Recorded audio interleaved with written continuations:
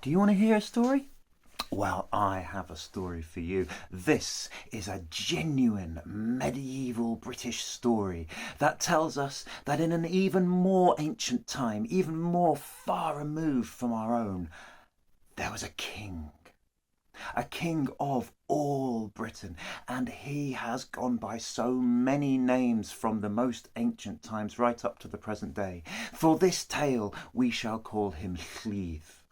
And Llydd, it was said, Llydd was a truly noble king, a powerful king, a mighty leader of armies, but also well loved by all his people because he was wise and because he cared for the well-being of all of those underneath his sway, within the borders of his realm.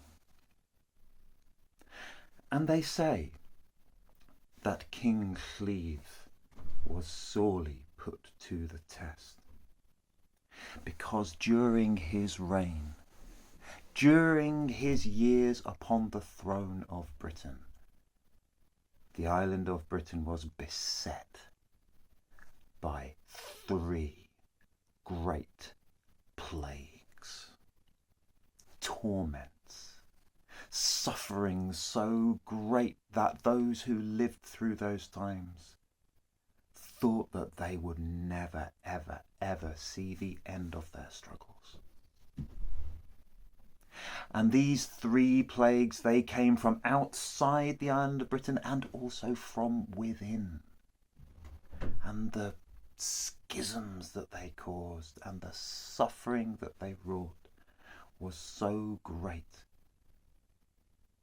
And the people of those times, not knowing how to solve these problems for themselves, they looked to their king, to their ruler, to use his might and his wisdom to see them through.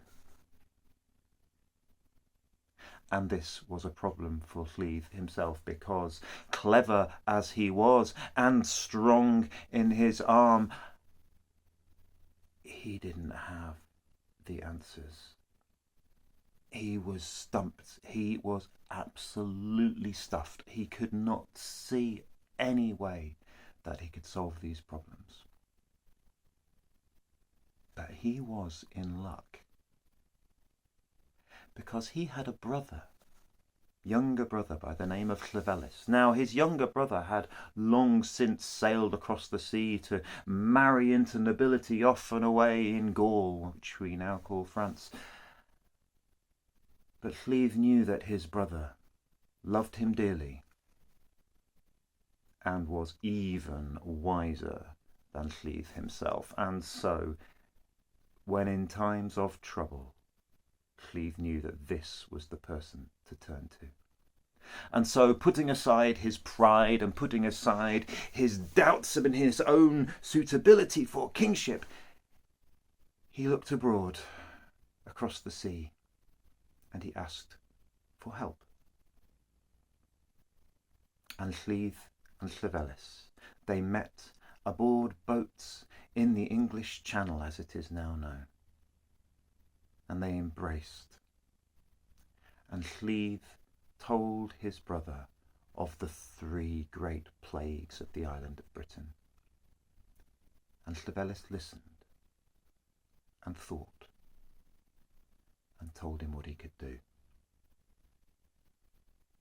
But what were these plagues? I am sure you're wondering. I have not told you yet what they are. Well, the first of these plagues, the first plague was the Coraniaid.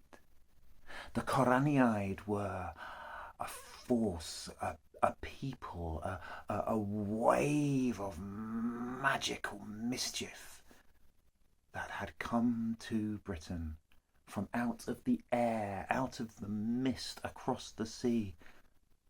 They were tiny, tiny people. They would dance and they would sparkle. They would catch the eye and the heart, and they could bring a smile to everyone's faces.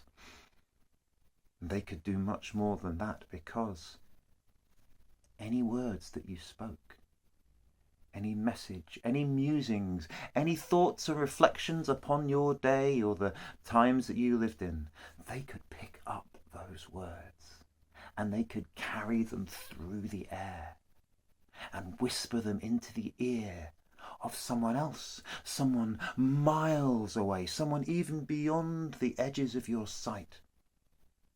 And you might think, why is this a plague? Why is this a problem? And truly, the people at the time did find it to be incredibly useful.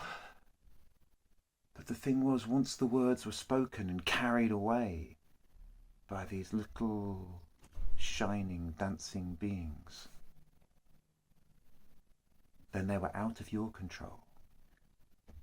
And they were held by the Coraniaid. And the Coraniaid were so very able to twist your words, to distort them and wring them into some other shape than the one that you had meant. And so when they were heard, then their meaning was all wrong, and there was misunderstanding and mistrust and hurt feelings, and nobody could say anything without worrying now that it would be taken a different way from what they intended, and that they would be accused of all sorts of falsehoods and hatreds, and the falsehoods that became spread by the Coraniaid were such that suddenly nobody knew whether they had the right idea of what was happening or the wrong. Or they were very, very, very sure that they had the right idea, but the problem was their right idea was entirely different from that of even their closest neighbours. And nobody was able to just talk straight and honestly and listen with their ears open. And the Coraniaid, well,